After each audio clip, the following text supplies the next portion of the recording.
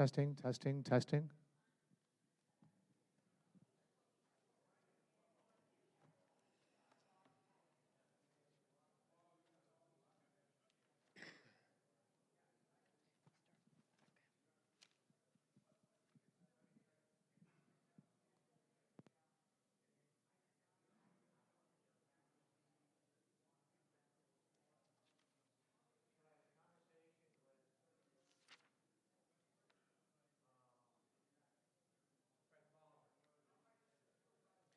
Yeah, I'm very confused with his interpretation of assessment.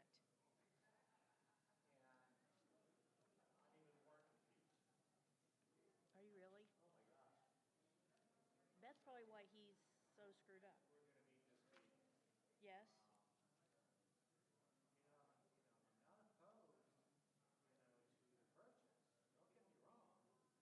That's not what I read.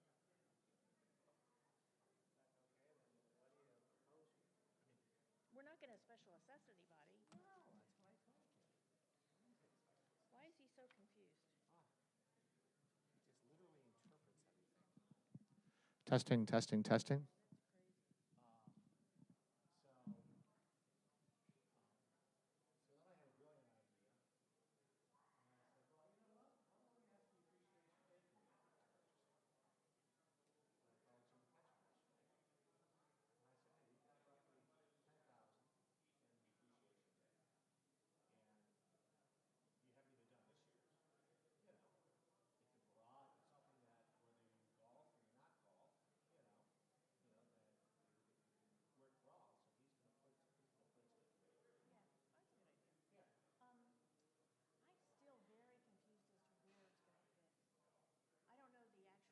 still very confused as to where it's going to fit. I don't know the actual dimensions of it, but it's tight in there now.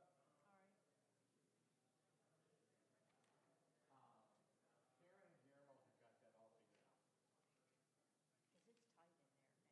figured out.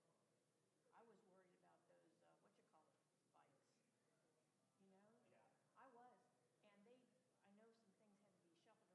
Now, I think there are step machines that could be removed and sold. Because I just don't, of course, maybe that's changed now, but I just don't see where people use all of those step machines. The treadmills, yeah. Sure. I see them used all the time. The weights, people go around them, and stuff, but it's that Peloton bikes. I was shocked at that. I'd be interested to find out how much it's used. 40 long by 46 wide by 57 high. The high is not a problem. Right. Oh, they don't have a gym cleaner person?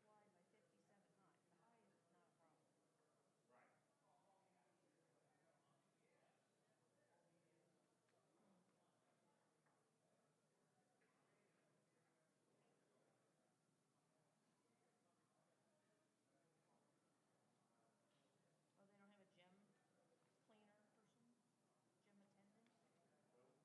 A gym attendant? Is that guy that was sitting at the front desk? Yeah, I was hoping she would provide a floor plan. All I know is I said before there's any consideration for it,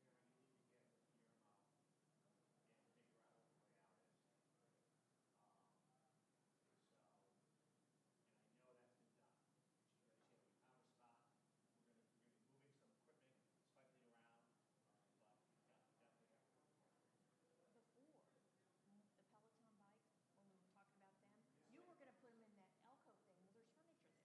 And then you wanted to put them to the exercise room. That's not good because I've been in there and it's full. Whenever they use it, it's really full.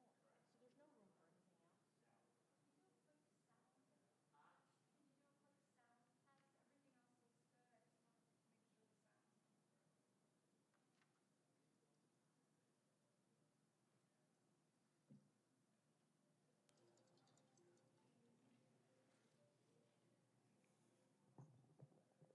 Testing, testing, testing.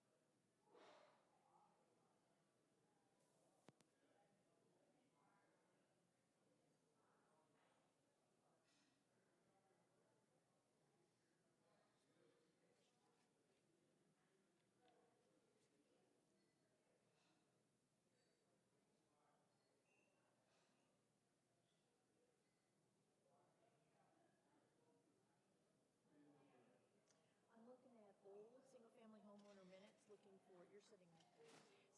Looking for dog stuff. And, Just take a walk, you find dog doing everywhere. no, not that stuff. Not that kind of doing? No, that's called scat for bears, right? Oh, thank you. Yeah, this was residing at the property manager's office, and so Barbara Lewis was over there.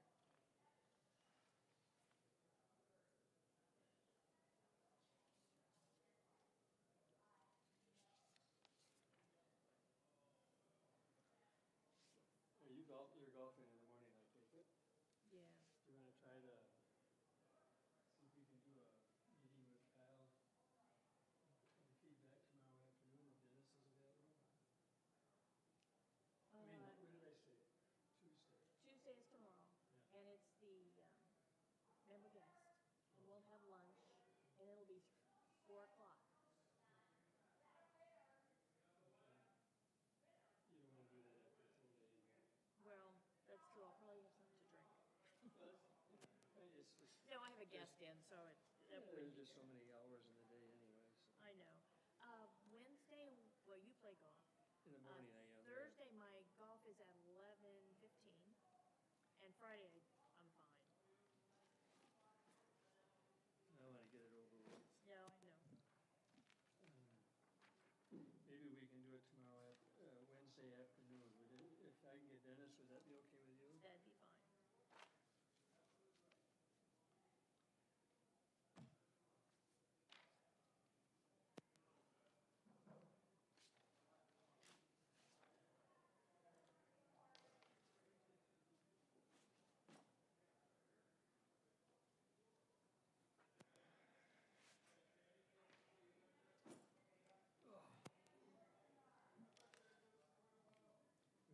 There's another picture. That picture was that okay for that picture? The 8x10 is. Okay.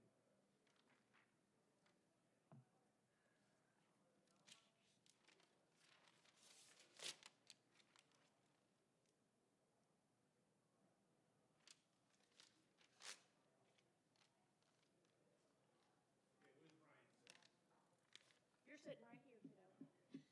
At my right hand. I was watching you guys on TV, and I said, I'm not Where gonna at? sit in this seat right here, because Where were you, there's a side view. where were you watching that? At home? So it's on. So I heard Kyle saying, testing, testing. They can probably hear me. No A one- wave like that, is that okay? Yeah. They'll What say, about that wave? don't give the finger.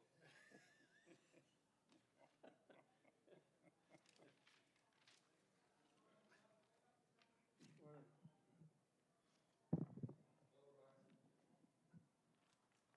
Hey, Jimmy. Hey, Jim. Jim. Jim. I need him after you're done. Oh, boy. Uh-oh. The lucky guy. No, I still should. How we doing? We're doing okay. So you didn't win yesterday, huh? Dead last. Dead last. Yep, we're dead last. I'm looking at this right here. Oh. How years gone by? Yes. I'm just looking to see. I don't know. He's good. Yeah, he's good. Did you guys get that other thing? No. I know, a lot more than we should have. Yes. Yeah, I know, me too. That's our fault, but.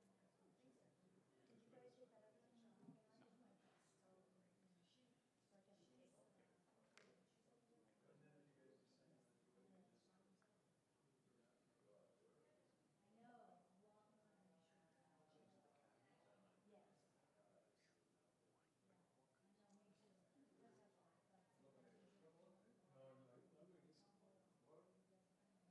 no, it's- what did you want me to do? Oh, no, not you. She wanted you. Oh, This is an update. You're in luck. so you're still not up, you're still not happy with the lease thing? No.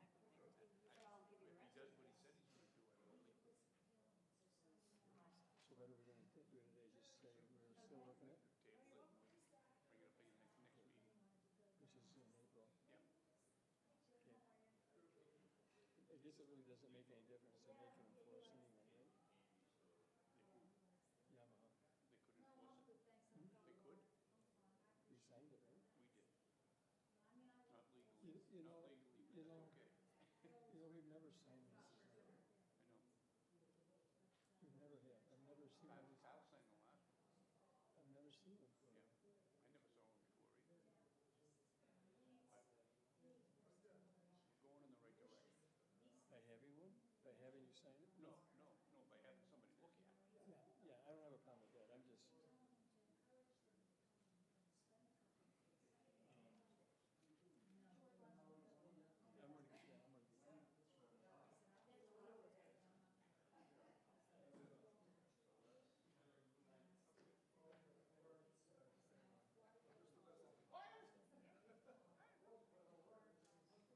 What's up? He's alive, oh,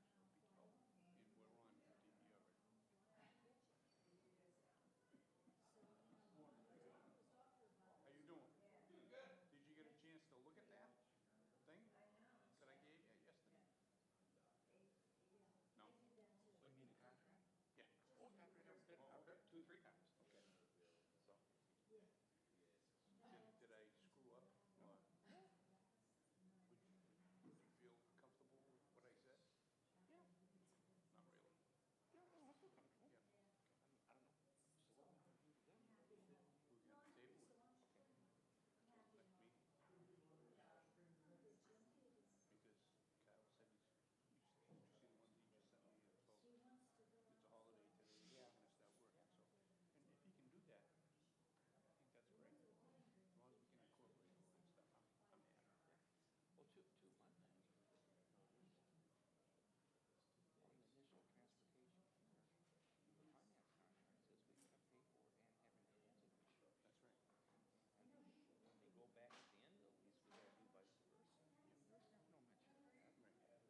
we gotta pay for it and have an transit. That's right. And when they go back at the end of the lease, we gotta do vice versa. There's no mention of that. Right. And he goes, well, it says in the proposal that all, include all, yeah, but they contradict each other. Yeah, right. Yeah. Exactly. Just like in the proposal on one page, it says we're getting 2022 cars, and the next page it says 2023. Oh, we all got the blue memo today. I got the memo, yeah, for sure. I feel blue. Feel blue, yeah.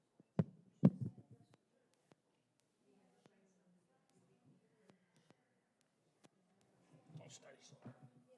How you doing, Brian? So? Good. Yeah. Let them up, I'll sit How back. you doing?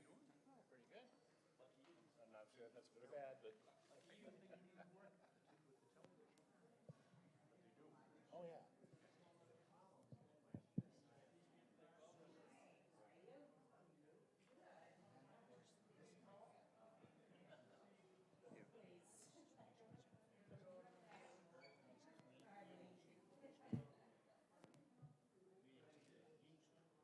just gotta lean in. You gotta be about 6 inches wide. Did you change that agenda? What? You take off that discussion? You mean, Do I have to worry about that? no, we just, Oh, do it. if it's Cedar Hammock, I'll just say, No. It's one about, well, I haven't printed any agendas, so I can, you guys wanna just cross it out, that's fine. You tell me what you want me to do do. you have any agendas here? You're gonna get new agendas? I hadn't made it yet. Okay. Okay.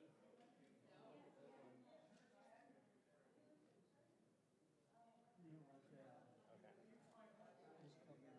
Okay.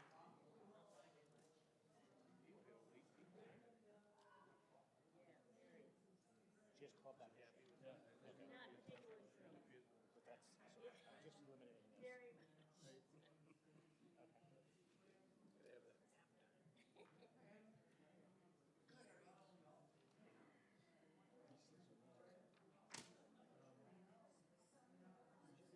The other one, Wednesday afternoon, This Wednesday, I'm taking a Zoom class.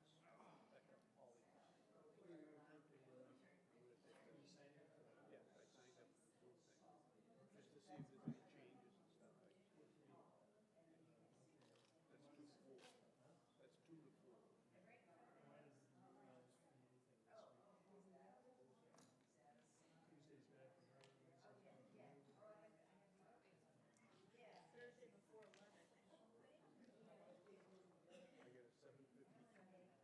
there you go.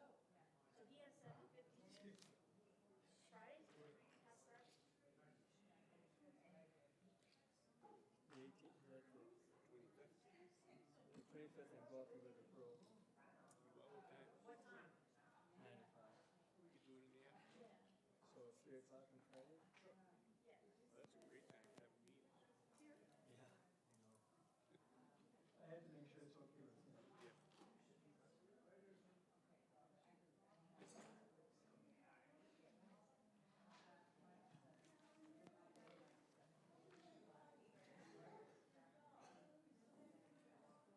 He's at 3 right now.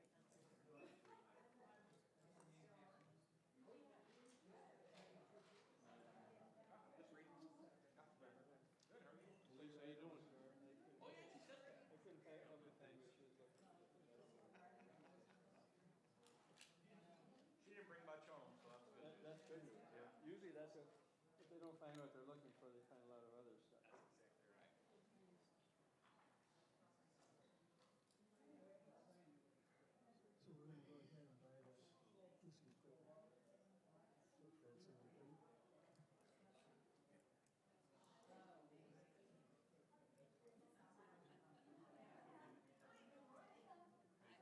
Brian, is it possible to address the last question that you have on there? What's the last question? What is it? Section 11, about policies. Pub or whatever. membership? The pub membership and what that entails. We're gonna talk about it. Let's see where it goes. Huh? Okay, all I right, prefer not to because I don't wanna get into okay, 800 people talking about it, you know what I mean? yeah. Have yeah. you talked to anybody about it? Well, yeah, but it's for Karen because she's now, she has a significant other they're living together. For me? Karen Girl has a significant other they're living together now, and he's paying the bills. Yeah. So, but they don't, their driver's license, they have, it isn't time for them to change their driver's license. She lives in Canada, so.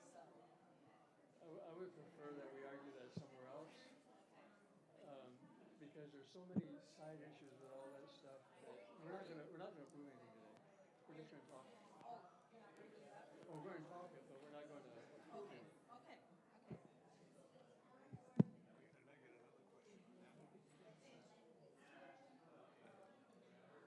If you have a brother and sister who buy a unit, or most likely inherit a unit, the brother and the sister own the unit that reach on the deed. We understand that only one of them is allowed to play golf. But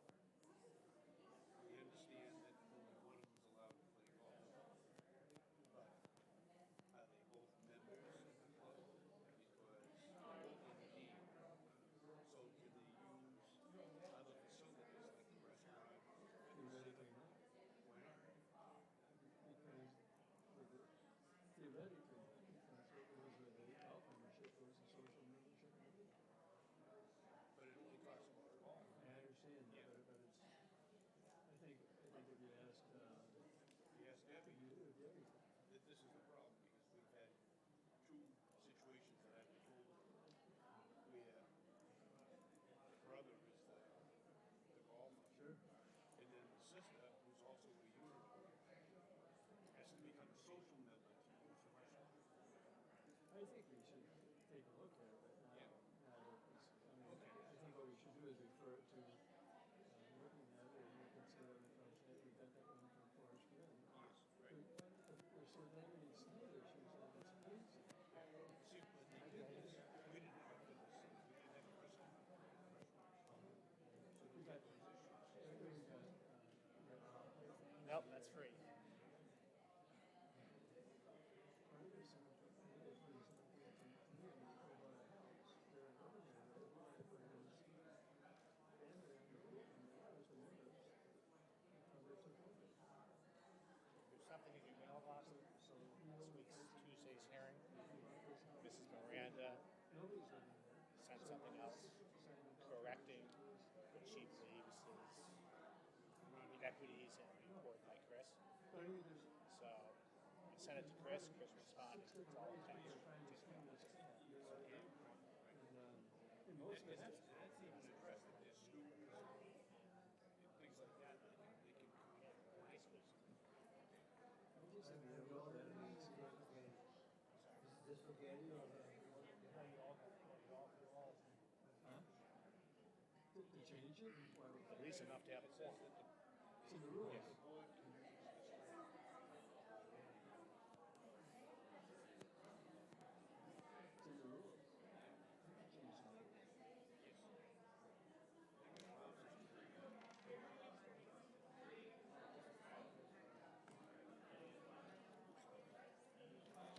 This is the official thing.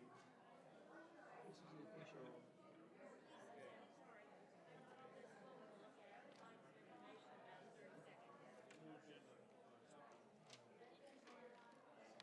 Here's the official.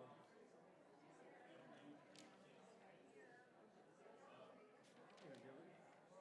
We removed the one thing off of this. On this agenda, it says, and, Here. we're not gonna talk that last thing. Yeah. We're not, Well, the last thing. unless you wanna speak, Very last. then there should be a slip up there in the, Hey, Bob. Bob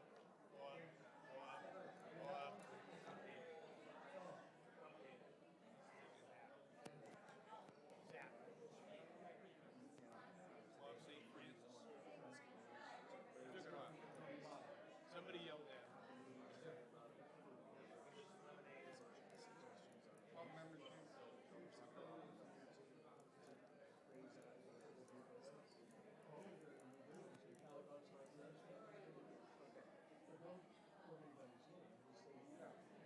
All right, Jim, I'll sit next to you.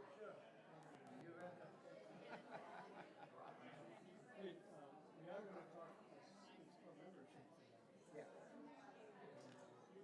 What I would like to do is just refer it to somebody. We have to. Sheets out.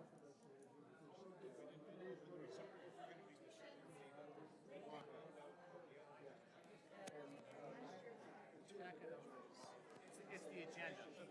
Yeah.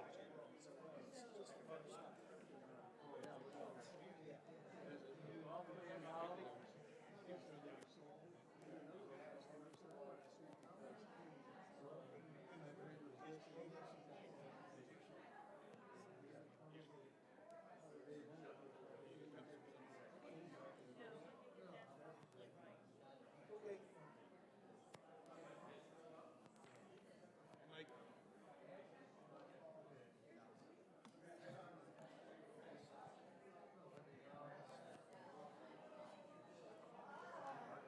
Okay.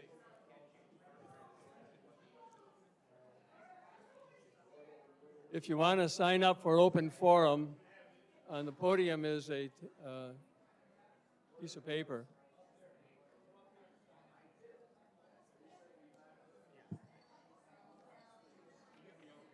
I know I did.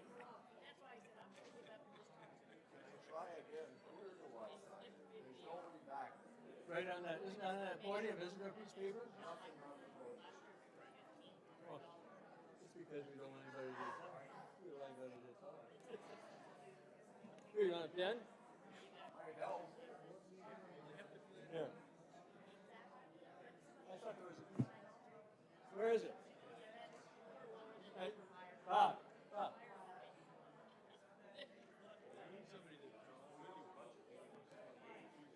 Over here.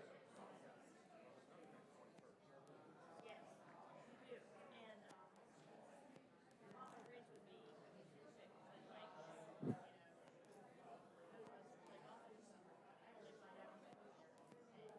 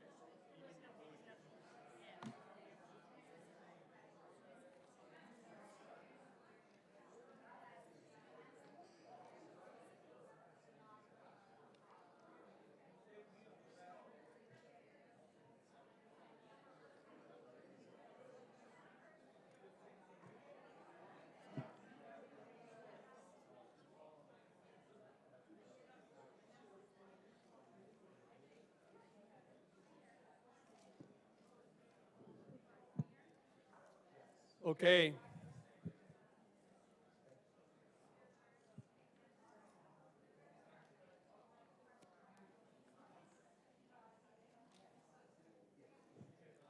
If we can have it somewhat under control, we'll be fine. Meeting is called to order. Can't hear me? Lean in, lean in. Now, how about now? Better? The meeting is called to order. Proof of notice, and we have a quorum. The minutes of the January 17th meeting are in front of the board. Is there any changes or additions, or you want to read? Make a motion, we accept the minutes. Dennis makes a motion that we accept the minutes. Is there a second? Linda seconds it. Is there any other discussion? All in favor? Thank you. I have a short president's report. I'd like to welcome everybody who's chose to attend the Master Board meeting. We do have a relatively short agenda. We're going to talk a little bit about the Yamaha cart lease. In the new business, we have a request from a neighboring club to use our fitness center while they do some work on theirs, so we'll discuss that. And then we're also going to talk about people on deeds. So we'll be doing some discussion on that. Just a few other comments before we begin. While it may seem crazy, the Master Board and the Finance Committee will have a joint meeting on March 28th at 2 p.m. to begin work on the 2023 operating budget. This meeting is open to all members. In fact, we request that committees and members present to the board items that they would like the board to consider for inclusion or to take out in next year's operating budget. The time to do it is now, not next fall when there's less time to work items. If an item is identified now, then the staff will have time to firm up vendors' cost over the summer so that the information is available for the board to consider in the fall. Again, this first meeting for the budget for next year is on Monday, March 28th at 2 p.m. I'm sure the board and our members have heard myself and previous board presidents say how important our committees are to the operation of the club. In fact, today we have a number of our committees reporting on their activities. And on behalf of the board, I would like to thank the committee chairs who are reporting and the committee members. But there is one very important committee that I hope the board doesn't hear from very often, and that's the Rules Violation Committee. Recently, this committee has been busy, and I would like to thank them on behalf of the board and the community for their work. The committee members are Chris Alber, who is the chair, John Hayes, and Charlie Keller. Their work goes mostly unnoticed in the community, but is very important. I want to thank them for the time they spend and the excellent work they do. And I would like to remind everyone that our annual members meeting is March 14th at 3 p.m. To have an official meeting, we need to have 30% or 240 members to either be present and or have submitted their proxies. Please, even if you attend, send in your proxy. The proxy is only for establishing the quorum so that we can have the meeting. At this meeting, we will have a speaker, Tammy Tasato, who is our auditor representative from RSM, our auditing company. She will give her talk, The Circle of Truth. It's a talk about the food and beverage operation in country clubs. She presents these at annual RSM Trends and Private Clubs meetings that board members are invited to attend. And I personally, and I know a number of the board members have had the opportunity to hear her talk.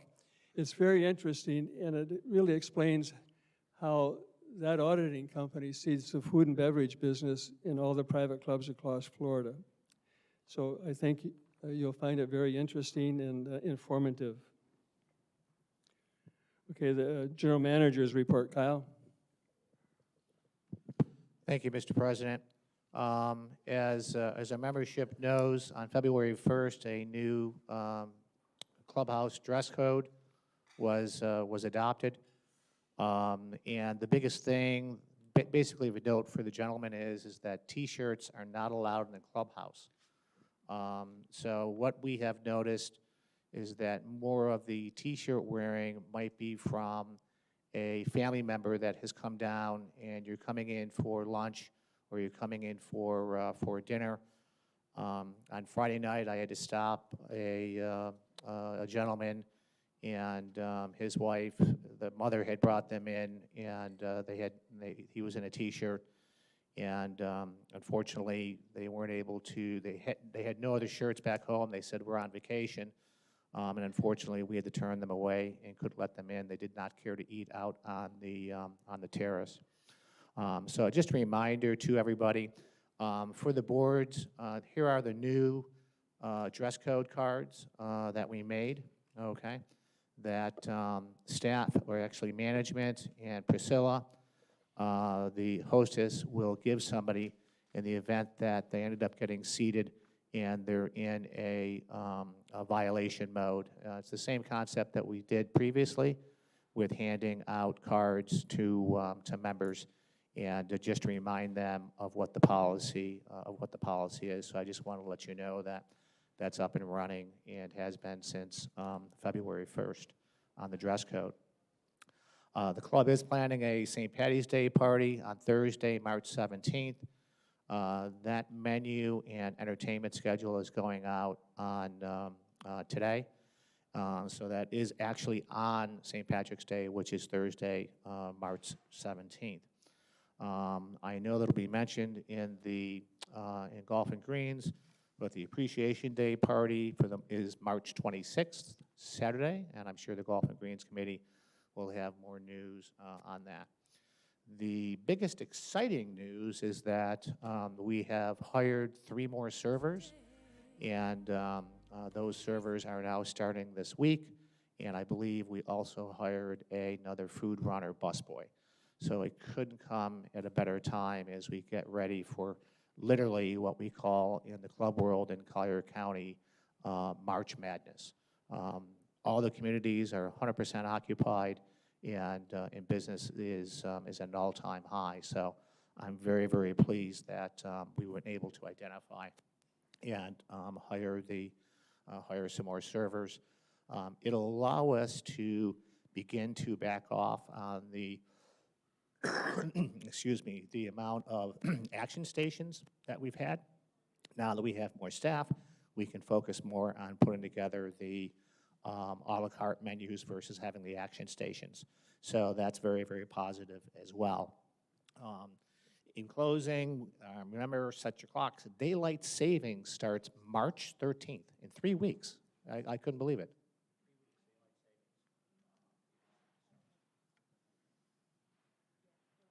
I think you died. I mean, your microphone.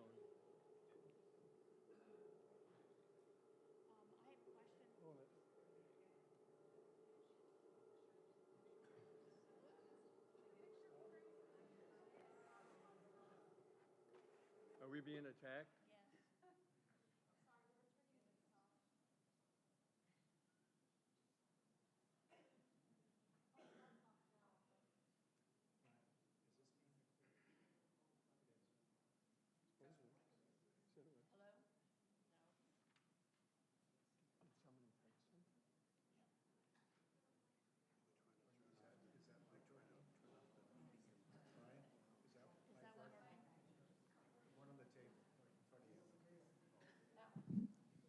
This works, but it doesn't feed into the system.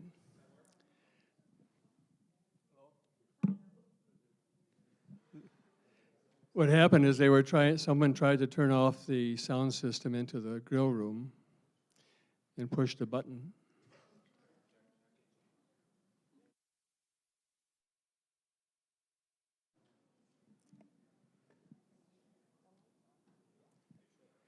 The other problem that we have with the system is these hand mics, while you can hear them in here, do not feed into the TV system. So when I talk into this, you can hear me, but they won't be able to hear me on the channel 102. So the only ones that feed into 102 are these ugly things. And we're going to buy more of these, but they're $1,000 each.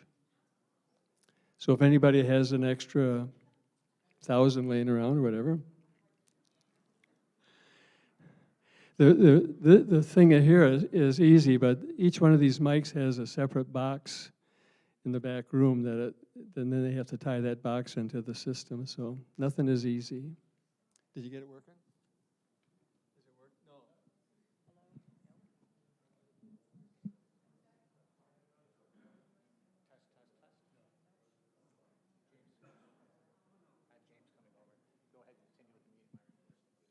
No. Okay, well, Kyle, someone has a question of you. Yes, I have a question relating to the refreshment station at the Pro Shop. What is the status of that?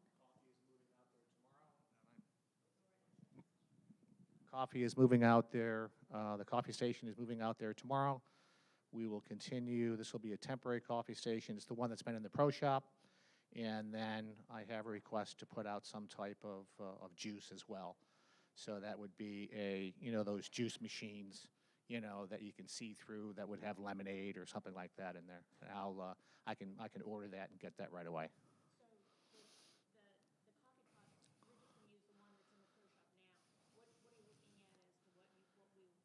I'd like to ultimately get one where it's permanent, where you get the coffee in a box, and at any given time you can go on up and get a coffee, you can get hot water. I've seen ones where you can actually get ones that you might be able to even get hot cocoa from. So I'll look for those on the market if I can buy one used. Correct.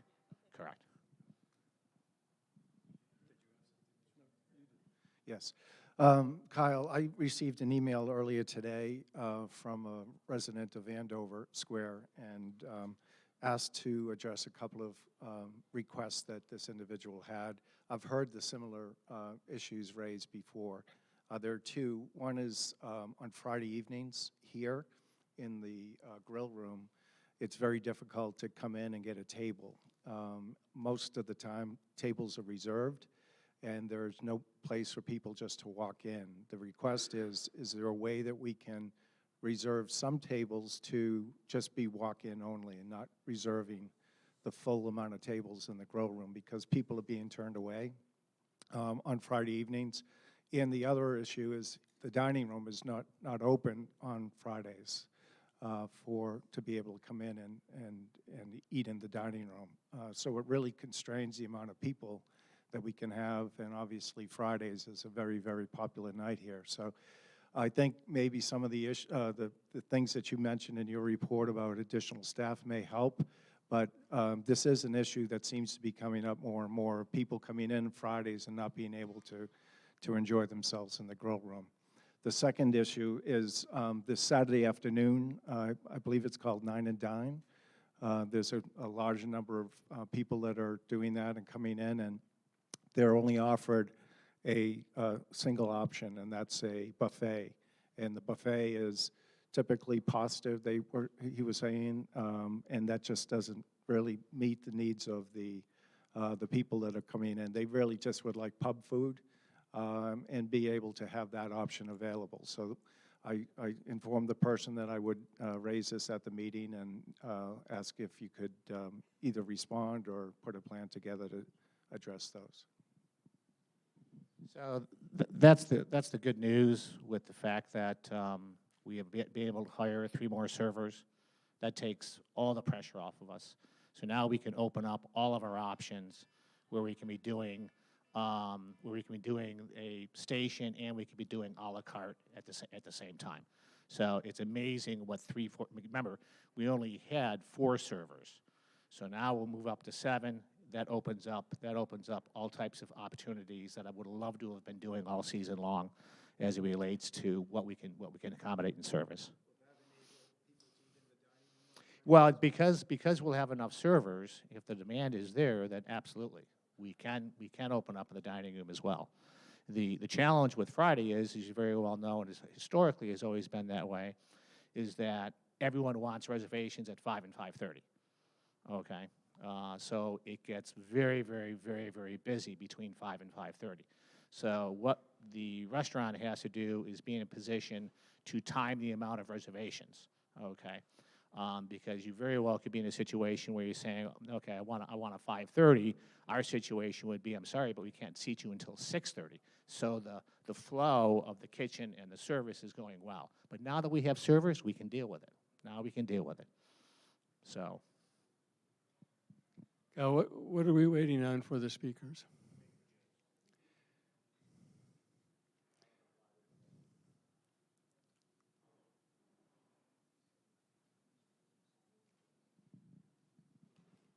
We're gonna hold off for just a second if we can, because it'd be better if we can use, because the people that are at home, they're watching, they're not hearing anything.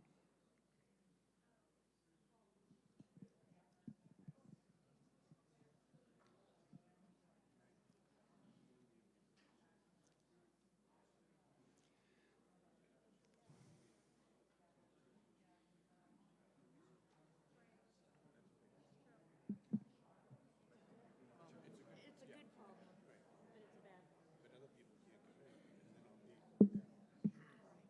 it'd be nice to be able to at least come in here. Check, check, check, check.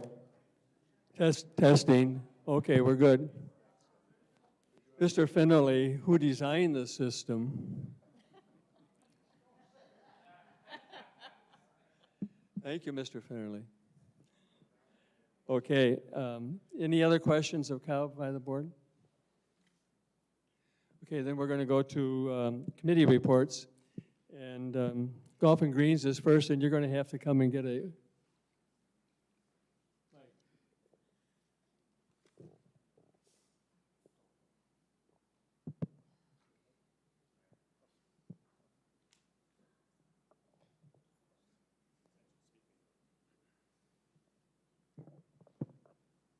Good afternoon, everyone. I'm Jim McEachran, chairperson of the Golf and Greens. Closer. Hello? Okay. Hello. Golf and Greens Committee had a last meeting on, what was our last meeting? On February 9th. Kevin Ackerman, his report on the golf course operations. On January 30th, Southwest Florida experienced extremely low temperatures with a record morning temperatures at Royalwood of 37 degrees. His report basically, a lot of people... You're going to hold the mic up to your... Yeah, all right. A lot of people were concerned about the green speed back in January, but the main reason was we had frost. He didn't cut the greens for 3 or 4 days, but now the greens are rolling fine. Greg Long, on his report for the golf operations, we had 2 glow ball tournaments on February 19th, and they were maxed out at 40 people apiece. One group played 1, 2, 5, 7, and 9, and the other group from Amberley played 3, 4, 5, 16, and 17. We are currently at the peak of the golf season. Over the past 15 years, this is the time that we start to experience golfers getting on an overflow list. What this means is that we start getting more tee times requests that are available. We are currently experiencing this again. We are getting the overflow list on Mondays, Thursdays, and Fridays. The Chelsea Tee Time reservation system takes a time period of 10 days back and 7 days forward and counts how many plays that members have. If you have too many plays during a time period, this is how you may get on an overflow list. Total plays from a house unit number are counted, so plays of couples will be combined when you bring guests. Okay, when you bring guests, they are not counted as a point against you. Events that don't count against number of plays are Appreciation Day, the Hullabaloo, member guest events, all club championships, village scrambles, and all Sundays from November through April. Our overall league play for our men's and ladies' leagues are down over the last 2 years, so to encourage more people to play in the leagues, we are currently not charging points on the league plays. The Golf and Greens Committee, on the meeting on February 9th, 2022, a topic that was brought up was the number of times that any one guest can play. A club policy that is listed in your green book states that from January 1st through March 31st, that's the prime peak season here, that the same guests, regardless of who they are a guest of, can only play 8 times during this time period. The committee has stated that they want this policy enforced, so we will be monitoring this policy. Walking the golf course still continues to be an issue. No walkers can go out on the course ahead of the carts at this time of the year. Carts can go out for 9 holes up until 4:15. You will only be able to call the pro shop to book a walking time on the day that you play. You must check into the pro shop prior to play, and you will be charged a walking fee. Walking fee is $6.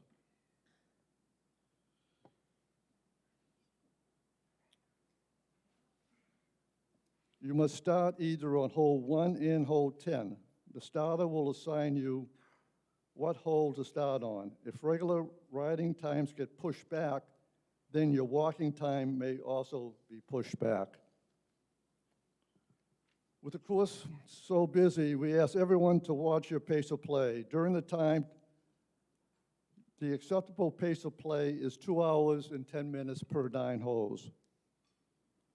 Greg will be having 2 ranges working each day, plus all the assistants, Brian and Todd, will be out monitoring the place of play.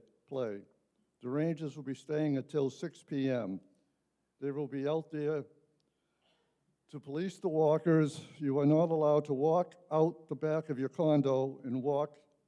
If the rangers see walkers who have followed the proper walking guidelines, they have been instructed to get their number, and they will be charged the walking fees. All right.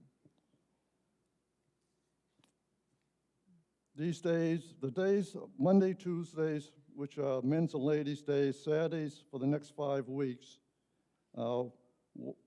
walkers cannot walk in the afternoon on those days. Okay, all right. We'll continue with the ladies' 18-hole report from Gina Murphy. The ladies' 18 membership is at 85. The ladies' charity event was January 25th. They collected $2,150 from the members for the shelter in Naples. And their board, ladies' 18-hole board, went to visit the facility on Monday to bring their donations.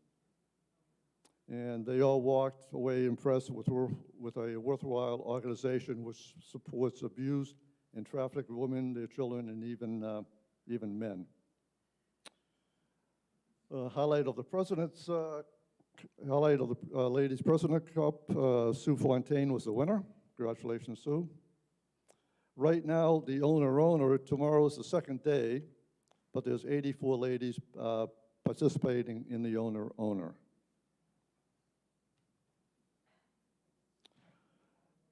Dan Jones, report of 18-hole men's, but he's the new president, but I'd like to thank Mike Pontatapis.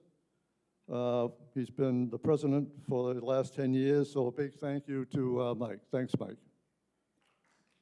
Right. Mike Pontatapis. Winners of the men's 18-hole owner. The girls was Gary Norbaum and Bob Peacock, But the overall champion always comes from the net score, and that was Bill Petrick and Mr. Ray Fern. So shout out to those two. Patty LaBelle, she's the president of the Nine-Hole Association report. Nine-Hole Ladies has 129 members participating. Their owner winners was, hope I pronounce his last name, Gail Chun, C-H-R-Y-N, and Christy Copeland. So congratulations to those ladies. The Nine-Hole Ladies charity event was held January 25th. They collected over $2,750 from the members for the neighborhood health clinic. Appreciation Day is coming up on March 26th. The committee had their first meeting on February 14th. Also, we reviewed the Green Book for the Royal Wood Golf and Rules Regulation. This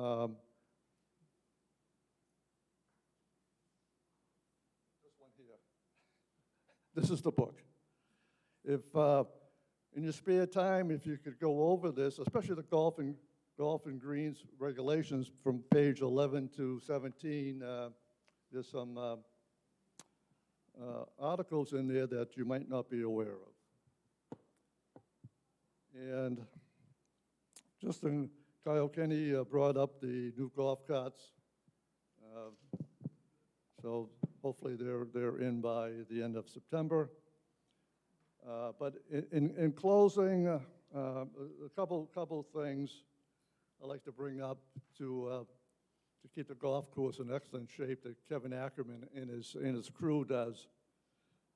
When you're riding your golf carts and you come up to the tee, if everyone could basically keep their golf carts on the cart path, and also on the greens, please keep your golf carts on the golf path instead of putting them up near the putting green. That would be very helpful. And also, just will remind everyone to fix their ball marks, fill in divots, and rake the sand. But the course is in great shape, and thanks for your time.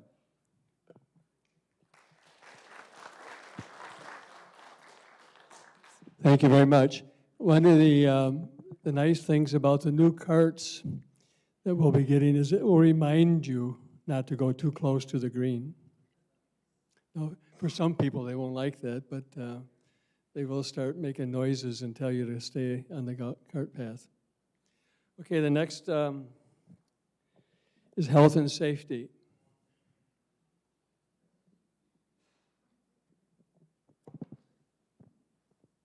Good afternoon, everyone. Our longstanding Health and Safety Committee member, Bob Barnard, passed away on Tuesday, February 8th. He will be remembered for his contributions to Royal Wood on the Insurance and the Health and Safety Committees. Thank you, Bob, and may you rest in peace. The AEDs that were ordered for the Clubhouse and Pro Shop Fitness Center have been delayed due to the supply chain issues. Hopefully, they will be delivered and installed before our next meeting. Last month, Beth Keenan pointed out that you still can't exit the pool without your key fob card. Kyle said that he would definitely work on that this month. There was a complaint about the sprinkler heads in the parking lot medians being too high.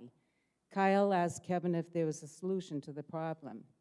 Kevin replied, when the parking lot was redone, and the oaks in the middle were removed, the medians were not scraped out. The old massive oak roots are still in the medians, and irrigation sticks up because of the old support roots below them. The maintenance crew have tried in the past to cut them with axes and hatchets, but it takes a lot of time, digging, and labor just to do one head. I will see what we can do for now. I would suggest using the walkthroughs that we installed with the railing. Royal Wood has provided the walkways and railings for the safety of the community. If you decide to cross through the medians, you do so at your own risk. An email blast will go out to the community notifying everyone of the personal risk. The Health and Safety Committee asked that grab bars be installed in the clubhouse restrooms. Kyle is working on price quotes for new toilets and grab bars. For the immediate safety of our members, we have asked that grab bars be installed immediately. Kyle said it will be done. The CPR training that was held on January 24th was very informative and entertaining. The feedback was very positive. Pam Bethina, our speed and traffic sleuth, related that she encountered the driver of a white van that had been spotted on camera as a repeat speeder. Unfortunately for the driver, he parked his van in the Bloomfield parking lot where Pam lives. Pam took the opportunity to confront the driver of the van and told him that he had been recorded speeding many times in our cameras. The driver was on the telephone with his boss when Pam approached him. The boss, overhearing the conversation with Pam, asked if she would send him the picture of the van speeding. All the photos produced by the speed cameras are time and date stamped. Since then, the white van has not alerted the cameras. It was the first day in the job for the fellow to whom Pam spoke. With the time and date stamped, the boss would be able to identify the driver who was speeding in the past and hopefully clear the new employee of wrongdoing. On March 7th at 10 a.m. here in the dining room, Brian Sawyer of the Collier County Sheriff's Department will give a presentation on active shooter incidents. Diane Hazara called to tell me that she was at a presentation that Brian gave at Glen Eagle. She was so impressed that she asked me if we could have Brian speak at Royal Wood. With the way society has changed, I think this will be of great importance. This could be knowledge to save your life or someone else's. Everyone is welcome and is free of charge. The session lasts for an hour and a half. Please contact me if you would like to attend. Thank you.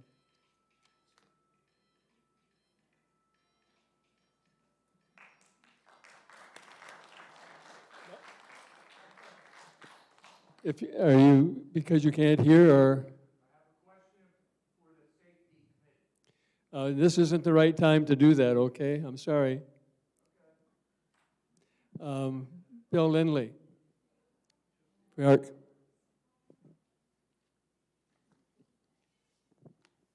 Good afternoon. I want to be very brief. I've just got a couple of things. I submitted a lengthy report to you guys last month with 5 things that I thought needed attention, and I'm still waiting on replies for those, so I'd like to know what kind of time frame, all of them recommendations that were submitted last month, what time frame am I looking at to get some answers back? There was 5 recommendations in about a 3-page report. I know that Dennis, and I asked Dennis and trying to remember who, Gary and Ed, to work with you and with Ron and come back to the board. So I'm not sure what timeline they're looking at. Yeah, we met with Ron DeLauro and Lee Keenan last week, and as I said to you the other day, we have to get together and sit down and try to talk about. Some of them have nothing to do with Ron DeLauro or Lee Keenan. They were issues that are master board issues. Got nothing to do with the homeowners. So I would like if you guys could go over that report I submitted and get back to me with at least a timeline by the next meeting of the ones that are master board issues only. There's not the ones that deal with the homeowner issues. Well, I asked them to look at the whole thing, so that's what they're working on, Bill. All right. Now, my item today is once again into one of these crossover issues, which we're now in a conundrum, being whether it's ARC, whether it's the master board, discipline committees, whatever they are, over who is managing and looking after that green strip of grass up and down the road between homeowners and the road on Royalwood Boulevard. The homeowners, as of the meeting, the last one we just attended, have stated they're not going to referee anything to do with parking on it. They're not going to do anything. And from an ARC committee standpoint, I'm reading where it says the owners, in the homeowners regulations, it says there to maintain the lawns and the condition of the lawn, the type of grass. But now they've declared, because of whatever was done when they repaved these roads and everybody signed the property over to the master board, supposedly, they're not going to be involved in it. So who's going to be responsible for that strip of grass when they don't water it, or if it all goes dead, when we're talking from an ARC position, who's refereeing that? Because we've been fighting over this for years, and it just keeps going back and forth. That's what we've asked them to look at. Okay, so they're going to work that. And what timeline are we talking about here? We've been working at it for, what, 2 years?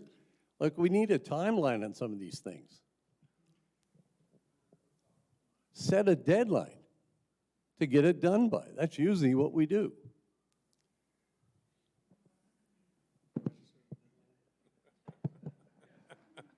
I can't set a deadline for you, Bill, but I can tell you we'll look at it and work on it.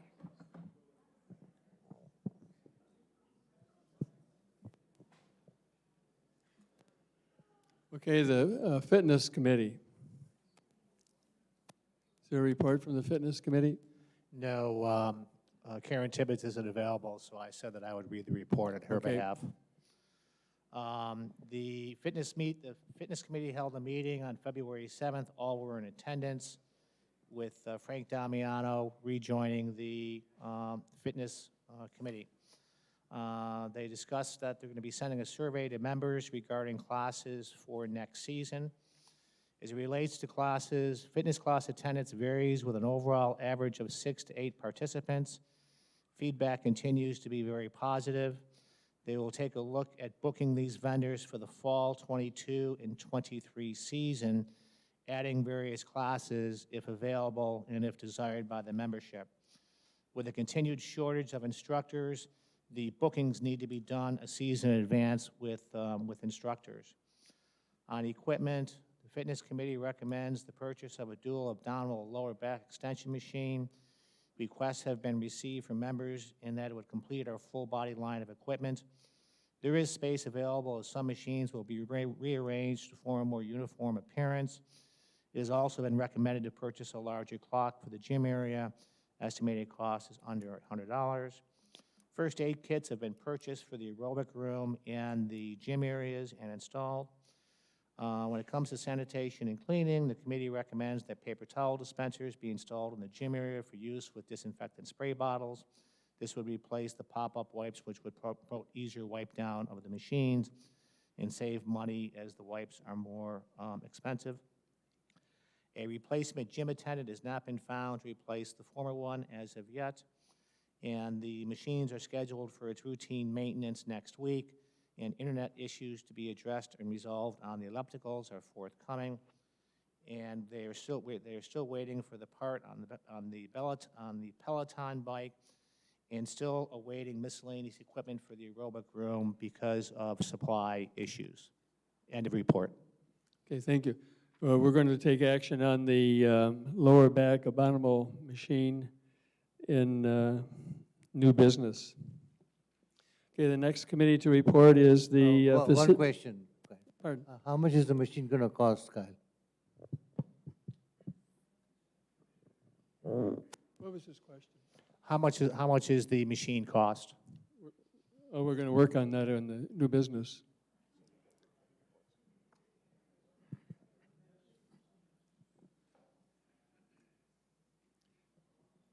Facilities Planning Committee.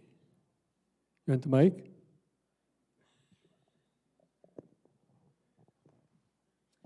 Yeah, as referenced in previous board meetings, I was asked to stand up a new long-range planning committee, which was then converted to the Facilities Planning Committee because the intent was to be able to look at projects anywhere from 1 year out to over 5 years. I'm pleased to report that we have representation from all villages and all and single-family homeowners. We had our first kickoff meeting on February 6th, which was really just a kickoff meeting to have the members get to know each other. Our next meeting was on February 10th. At that meeting, we had, first agenda item was to review the changes that were made to Project 2.0, both additions and deletions that were not considered in the original design of the project.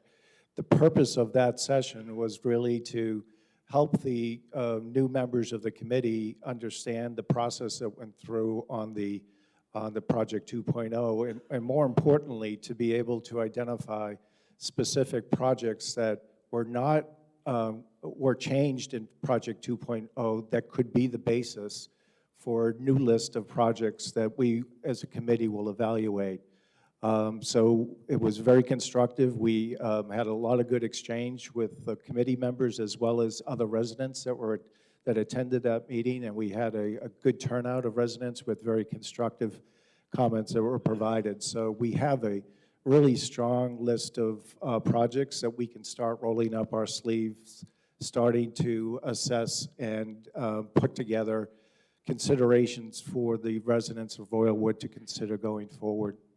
We also did a review of the club's reserve schedule, which is the opportunity to look at all of the assets that exist in the community, and when those assets are reaching their end of useful life, that we're able to identify when projects are coming up that may relate to some additional projects that we're looking at as the committee. So I think committee members found that really important to understand that process and be able to identify all of the assets that are due for replacement over the next 5 years or so. We also had the opportunity to review the draft charter for the committee that was discussed. The draft charter is, we're leaving that open as draft until the end of February for comments from the committee, and then we'll be posting the final charter to the Royalwood website. We also reviewed the first work plan, draft work plan for 2022 for the committee, and identified some critical projects, but our next committee meeting, which is scheduled for tomorrow at 4 p.m., will be focused on building out that 2022 work plan for the committee. And finally, we, as the board liaison to the committee, I could not assume the roles of chair or vice chair or secretary, so we had an election for those positions, and I'm pleased to report that Mike Murphy, no relation, was elected as chair. Barbara Lewis, who I believe is here, Barbara, was elected vice chair. And we are still looking for a candidate for a secretary. So that's a work in progress. I think that is all I wanted to share, unless you have any questions.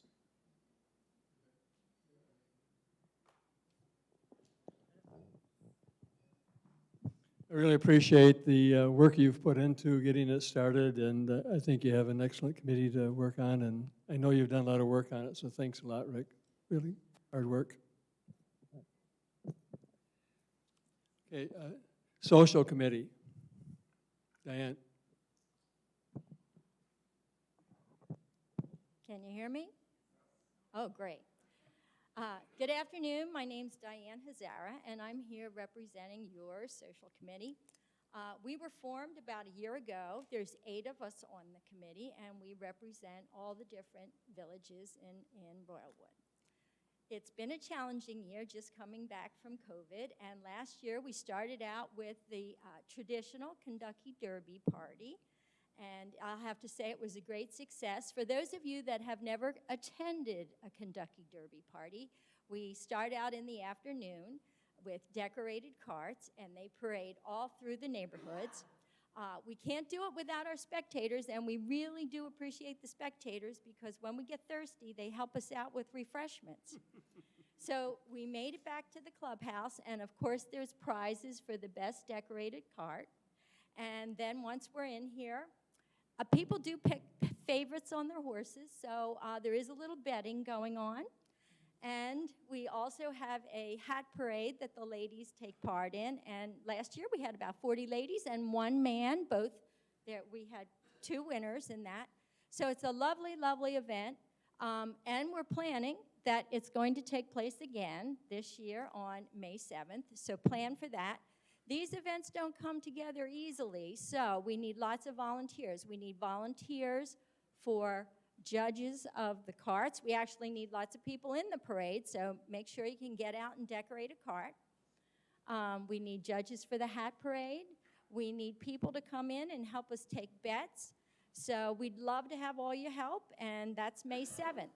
So that was sort of the end of the big season, but then came our second season here at Royalwood. I'm going to give you a summary of what we've done this year. There usually isn't too much going on here in the summer, so we did put together 2 social activities for our year-round residents that were very well attended, and we will plan on doing that again this summer. Okay, so we're through summer and back to fall. And we had a welcome back party, and our theme was Welcome Back to Paradise. Where else would we be but Royalwood in Paradise? Well attended, well received. That took place in November this year. We have the date planned already. That will take place on November 11th, and if that rings a bell, that is Veterans Day, and we will be recognizing our veterans at that welcome back party. So brought us into the Christmas season, and we wanted to borrow a page from the Derby and have a Christmas cart decorating parade. And that came off very well, as so did our Derby party. We had prizes. In fact, we had someone donate cash, and we were able to award 5 prizes for decorated carts. We came into the clubhouse, and we had ugly sweater contest, although they weren't all ugly. But we had winners for the ugly sweater contest, and we had a night of holiday spirit and cheer here. After that event, we decided that that was a lot. That was a lot for one night, and we are going to make that a 2-day event next year. We've also decided that we needed to move the date up early. Even some of our committee members leave at Christmas, so we chose the date of December the 9th. That will be our holiday decorated Christmas cart parade. It's really a lot of fun. We have Christmas music, lots of sparkle. There was a spot where the traffic stopped and we all jumped out of the carts and danced. It's really a lot of fun. So we not only need people to decorate their carts, but we need the spectators to come out and cheer us on. We came back to the clubhouse and we will come back to the clubhouse and do the same. We'll have the ugly sweater contest. That night, that will be a Friday night, and we'll have the normal Friday night venue and just drop in and enjoy the Christmas cheer. Saturday night, what we're going to do is have another night. It was too much for the committee to run both things in one day, so we're going to have our Royalwood Holiday Gala on Saturday, December 10th. That's going to be open to everyone in Royalwood. So I hope you'll put that on your calendar. So now we start a new year, and we wanted to come up with something new, and Deborah Potter from our committee was the one that suggested, let's try Glow Golf. So not many of us on the committee had had the opportunity to do it or knew what it was, but we were very fortunate that Greg Long, our pro, had experience with it. He knew exactly where to order the stuff. He knew how to set up the course. He knew that it was going to take us 2 hours to do just 5 holes. So as you heard already, the 2 events we offered were totally filled, totally a success, and we will be looking forward to scheduling those next year. We also had 2 parties for our solos. Now, you may not know what a solo is. A solo is someone who lives here and is divorced, widowed, or separated. And we do have a lot of those, and we wanted to provide some opportunity for them to come together. We had 2 meet and greets up in the atrium, and it was well received. And I'd like to continue with that and hope that group tends to grow. We also had 2 events for the rookies. A Royalwood rookie is someone new to Royalwood, someone who maybe doesn't know a lot of people and wants to ask questions. We held a luncheon and invited speakers from different activities, and they were more than thrilled with learning about things and meeting new people. Our other rookie event took place at the pool, and we had a lovely evening with people just getting to know each other. So now, what could be next? The season is going by so fast. We've already planned our farewell party. It's going to take place April 8th. That will be farewell to our friends that leave for the summer. We will have a dinner, dance type event, and you will watch for those details later. So I want to thank everyone for the support that they've given us for this year, and hope that you'll keep supporting the social committee. Thank you.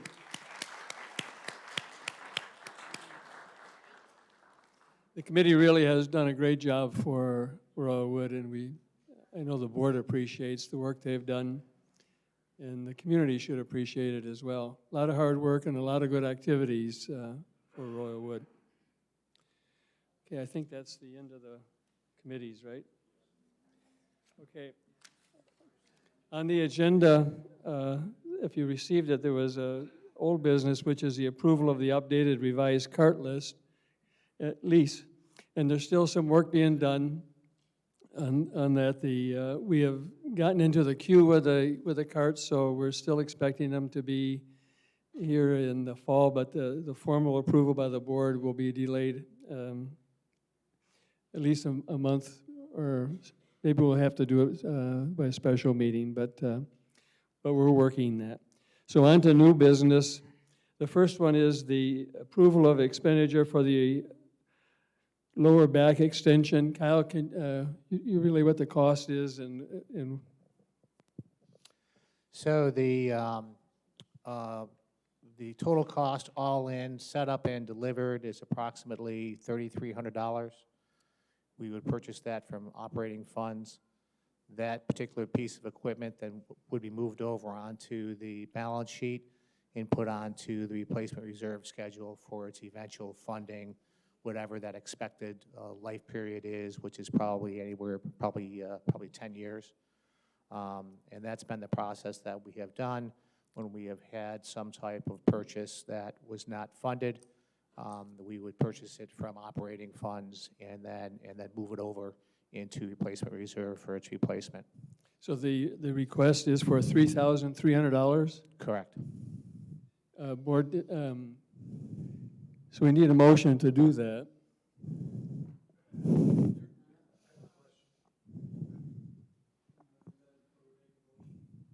I have a question regarding the recommendation. Did that come from the committee? Correct. It's in the committee report, which I read. That's Okay. correct. Okay, and the cost of that, is that, that doesn't meet the threshold that requires a more formal approval of the residents? Okay.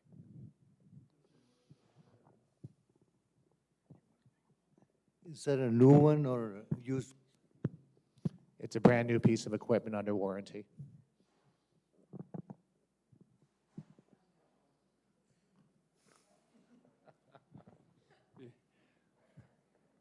We will need to have a motion in a second. All right, I'll make a motion to approve the expenditure of $3,300 to purchase an abdominal lower back extension. Is there a second? I will second it. Any more discussion? I'm a little concerned here of us purchasing equipment that wasn't a budgeted item in the 2022 budget. People can come at us with all these requests for another $3,000 expenditure, $5,000 expenditure here until the end of the budget cycle. And do we handle these all the same way?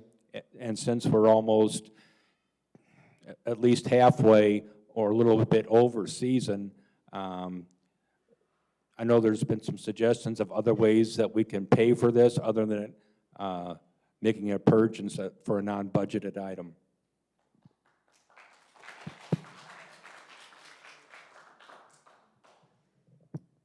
I agree with Gary. we should have this, the budget meeting for next year.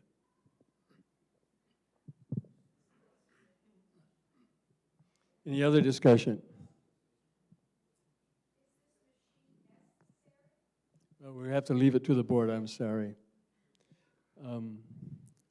So, any other discussion? Then I'll call for the motion. All those in favor of purchasing the machine, say aye. Opposed? Okay, so it's defeated.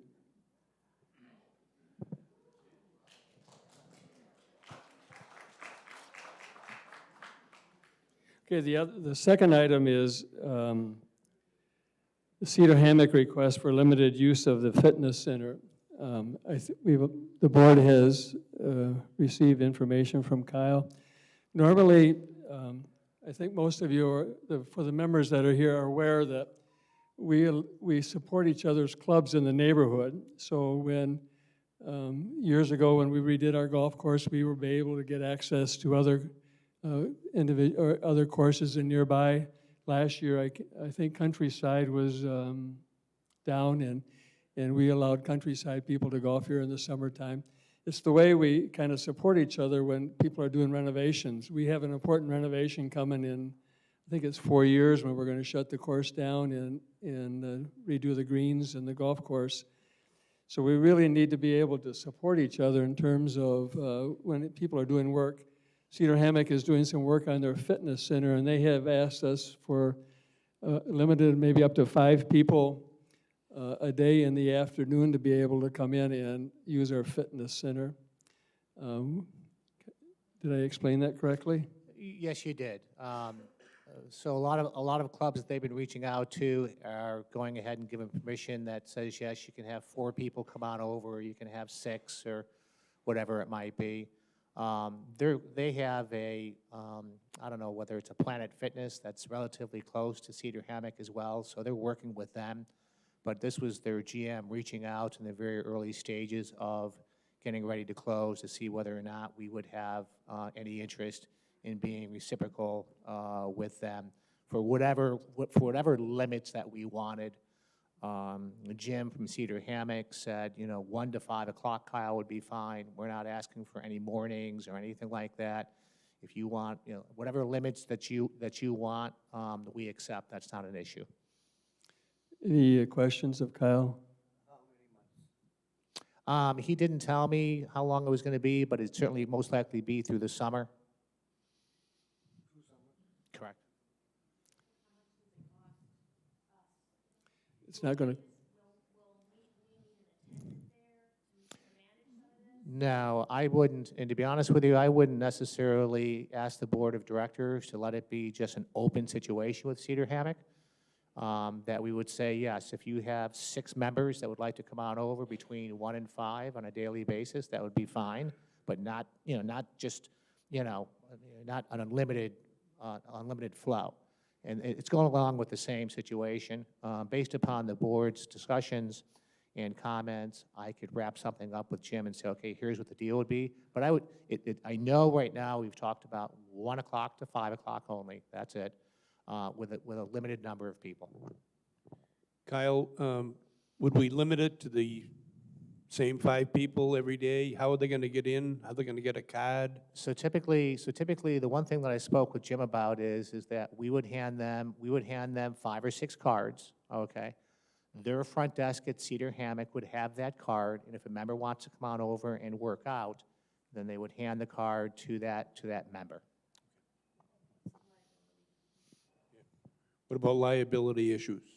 I don't necessarily understand what my liabilities would be there. What we would do is we would have them, just like we do our own members, we would have them sign our liability release form. Right, they'd have to sign a release. Correct. Right. Any other questions? I would ask that maybe you talk to their general manager and maybe we're talking about Cedar Hammock here. Maybe give them just a little bit of a break on the reciprocal rates to that club for the off season. So we're bargaining here a little bit.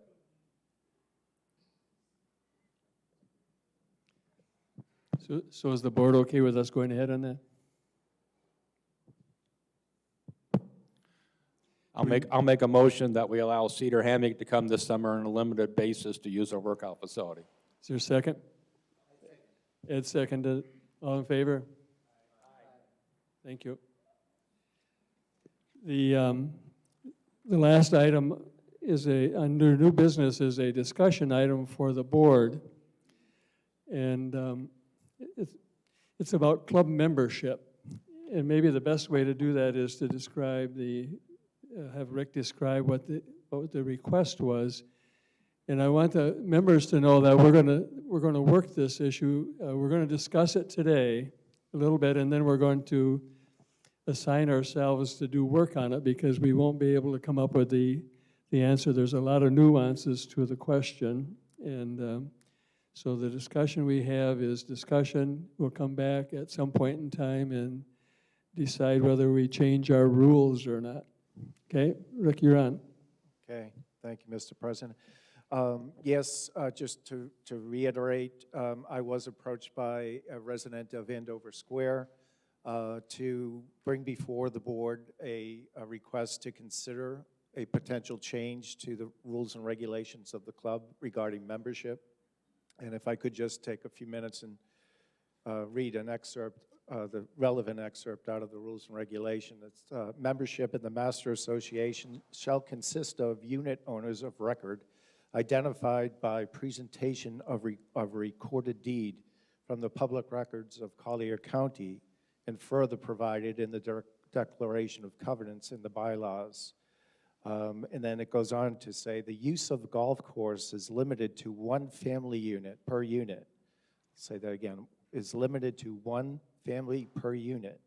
One family is defined as one of the following: A, one person, B, a married couple, or C, not more than two persons who customarily reside and live together and otherwise hold themselves out as a single housekeeping unit. The individual circumstances by the people who made this request is that they do satisfy the first requirement, that both individuals are listed on the deed for the unit in Andover. However, the third item is that not more than two persons who customarily reside and live together and otherwise hold themselves as a single housekeeping unit. They do live together while here in Royalwood and probably are going to be spending more and more time here. But in their home up north, they live in the same condo complex, but not in the same unit. So the question is, does that disqualify them from having both of the individuals that are listed on the deed be considered and I'll use the term again, a single housekeeping unit? And the way the club currently interprets that is that they're not qualified. They were told, no, they cannot do that. Because they were not able to show evidence that they live together in their home up north. Up north, yeah. Yes. So therein lies the question, and I know there's other situations in the club where people inherit a unit, and two people a brother and a sister may inherit it. They may be down here together, but maybe not up north together, and so there's a lot of different issues that we have to look at on that one. Yes. Other comments? In this situation, both of them are married, but they're not married to each other. They both have wives, they both have separate families. That's correct. And even though I understand the request, we really can't do this, because what's going to stop my brother and one of his buddies buying a condo down here and both wanting to be golf course members? The golf course has 800 golf memberships. And if we could, if we were allowed to change this, we could potentially increase to 820, 830, 840, 850 memberships by people taking advantage of a change to this rule.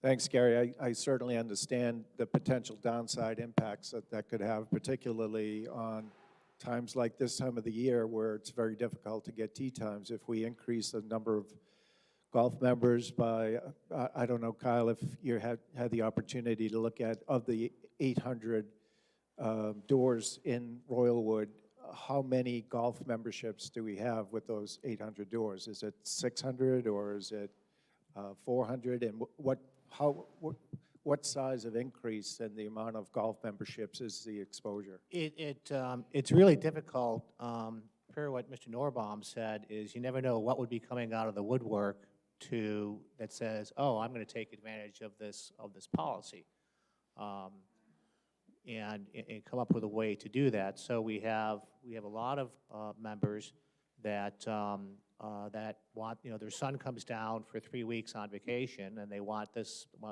son to be considered a member. And the whole purpose of being considered a member is that you wouldn't have to pay guest fees. Okay. But the son has, he's got no relation. He's on the deed, but he does not live with mom on a year-round basis, et cetera, et cetera. He just lives with mom for that 3 weeks that he's here. So all of those various scenarios we'd have to take a look out.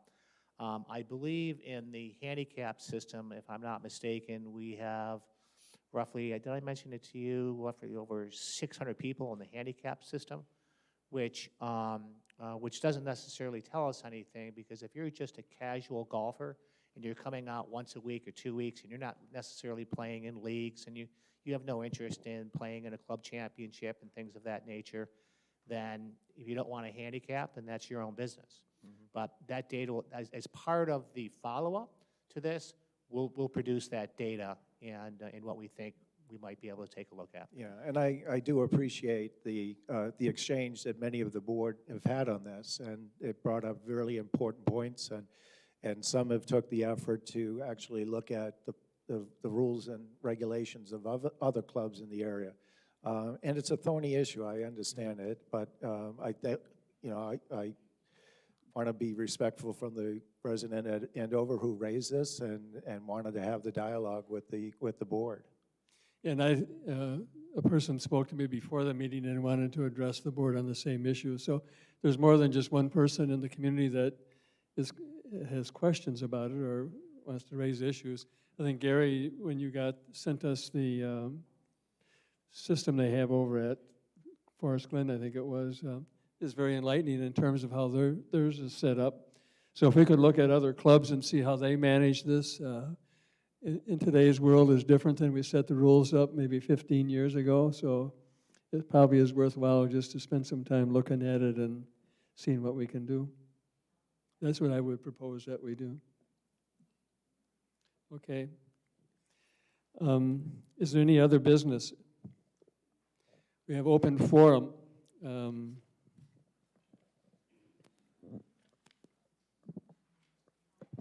I just saw Mike leave. Mike Montanimus was going to speak. Mike left. He might be back. Bob. You're on the list. Pardon me? Yeah, but Mike left. He wanted you to be first.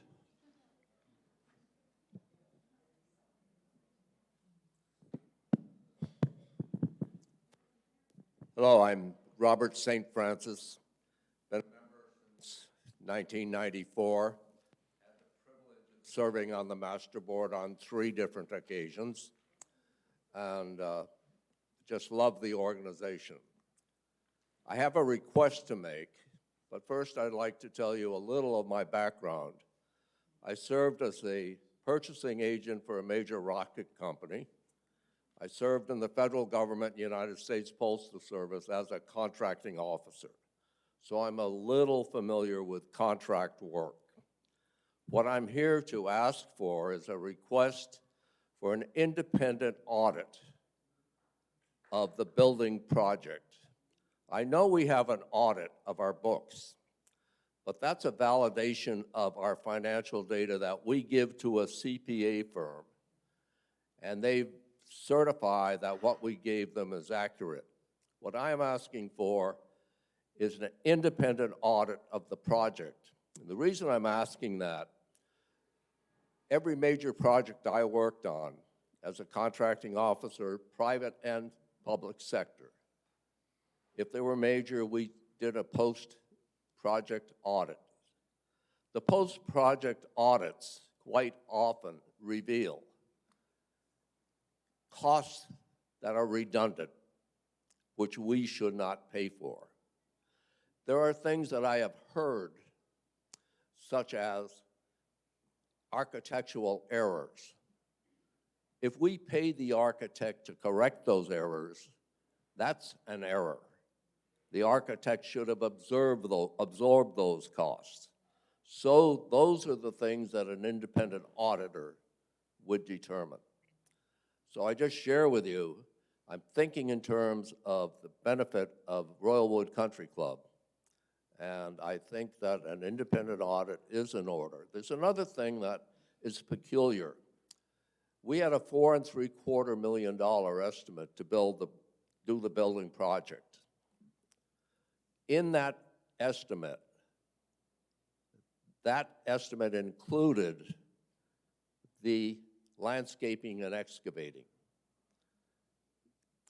So therefore, instead of being a $4.75 million project, it was actually a $4.25 million. There was $500,000 in for the landscaping, to my understanding. I did not do the details. If there was, and it's 4.25 or 4.75, now we're approaching $6 million. And there may be redundant costs in there that could be recouped, either double charges by contractors or things of that sort, and that would be revealed by an independent contractor, independent audit. So therefore, I'm asking that we have an independent audit performed. Thank you. Thank you, Bob.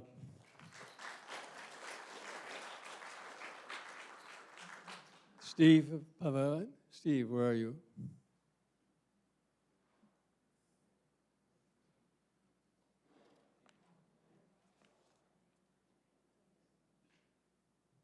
Steve Padovano. I live in Copplestone. I didn't want to bring the show up, but since you brought it up, Bob, we had a committee on the O2 project, and we invited many people to sit down with us, and they challenged the project. Because of that, it cost us an overrun. Well, how much money did those people cost us in Royalwood that we had to pay lawyers' fees and delays? So if you want to be an audit, let's audit everybody. That's number one. Number two, I'm kind of confused on one thing.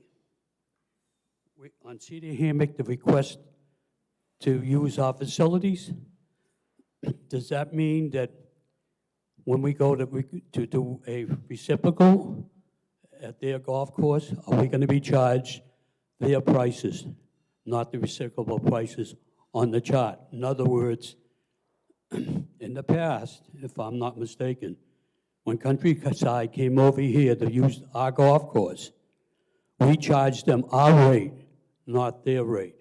They were treated the same as they were members here. In the past, I've noticed that when we go to play reciprocal at another course, on the reciprocal, and we let them use our golf course, they charge us another fee. I don't think that's fair. That's all I got to say. Okay. I'm not sure. Steve, you're talking about when Countryside came here last year? Steve, you're asking about Countryside came here last year. Are you asking what rate we charged them? We treated them the same as members. In other words, our rate was maybe 23, and they came and played at our course. We charged them 23. When we went over to play at their course, they have a different rate for reciprocals. My complaint is, if we allow a reciprocal Countryside to come over here because their course was shut down, we should be treated the same. I'm not sure when we shut our course down and we go to other clubs. I'm not sure, we aren't charged reciprocal rates, we're charged something different, right? But we'll have to check that out. We'll check that. I'm not sure. And Bob, I'll ask the board and Kyle to look at what you requested, and we'll answer you, okay? I will bring the request that you had to the board, and we'll discuss it at a meeting and decide what to do on that, okay? On the audit.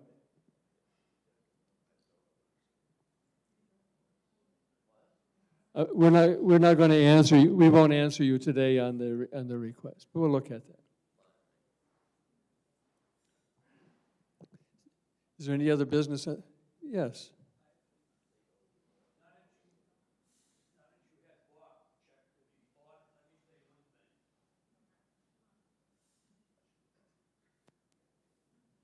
I'd like to have an audit from how much money it cost us overrun because of the committee that came here. We had to hire lawyers and delay on the O2 project. I'd like to know that fee. I'd like that to be audited. Let's not get into that stuff, okay?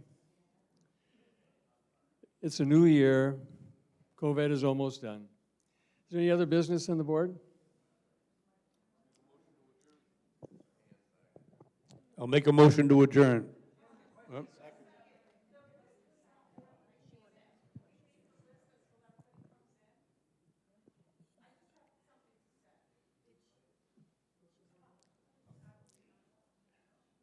Did you sign up? I tried to, but no list was there. You pulled it in too early.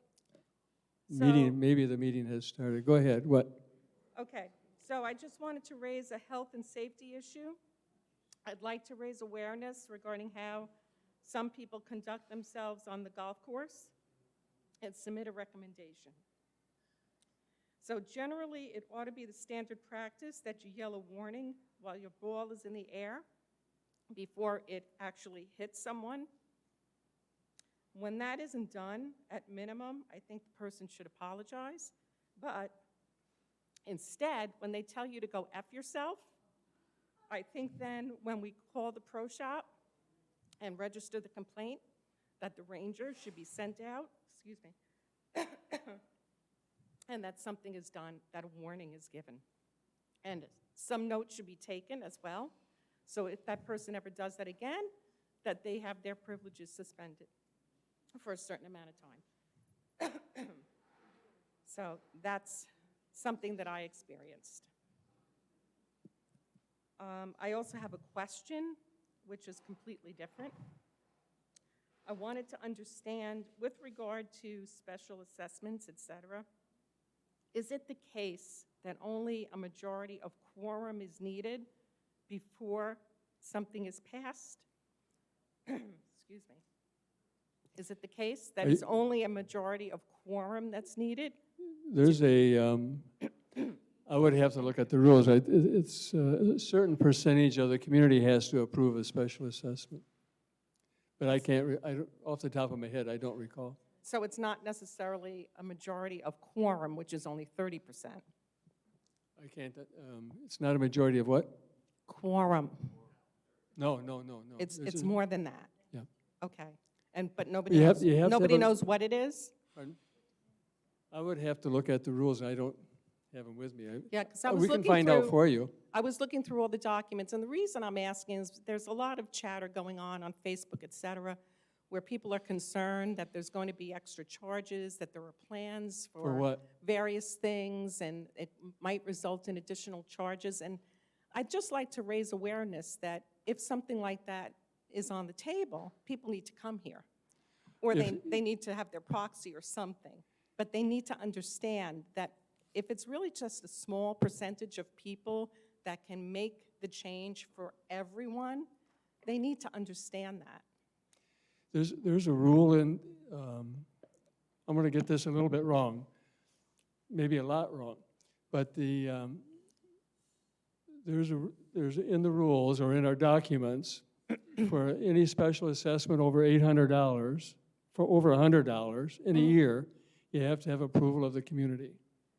Right. So today, we would have to post the special assessment, but we could do the board could do a special assessment of less than $100 but you can only do that once a year. So we couldn't have assessed $1,200 and do it every month, okay?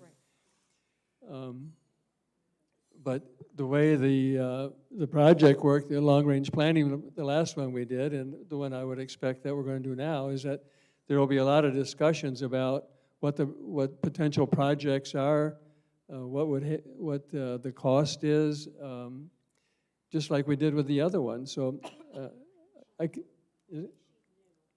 But oh, I'm sorry. It's Jeannie Dietz. I've been here since July. okay. Right, and I'm just trying to Yeah. No, understand for my just- own benefit and for the benefit of others. They might not understand if it's really such a small percentage that can implement something. They need to know that so that they come forward. And because if you keep quiet, then you can't complain. Well, we can try to educate, we will. But I don't, Well, start with me because I'd like to know what it is. okay, well, it's in the documents. I'd have to get the docs out for you. Well, and look at it. maybe Linda can let me Yeah. know. Okay. All right, thanks very much, and I thanks don't for remember off the top. putting up with my voice. There was a motion to adjourn. Is there a second? Linda seconds. All those in favor? Thank you. Thank you all for attending.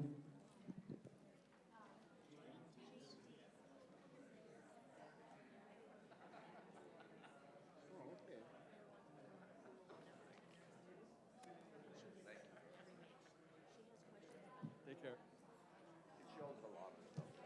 I know, but you know, the last time how much it was cost? We were told 25,000 at least. Chump change compared to what we. No, but we would have to do a special, we would have to, If we double played the architect, that in itself would pay. we would have to have a special assessment to do it. I got a good ways through. I have a couple of questions. Was there another Karen and I sit down with you like maybe Wednesday afternoon? I was looking at this one, I didn't finish one of these, but Sure. there's one right here. Is that okay? It would, I got this, I was going from back to front. I found this one here. but you want to tell me what your situation is or what you would like.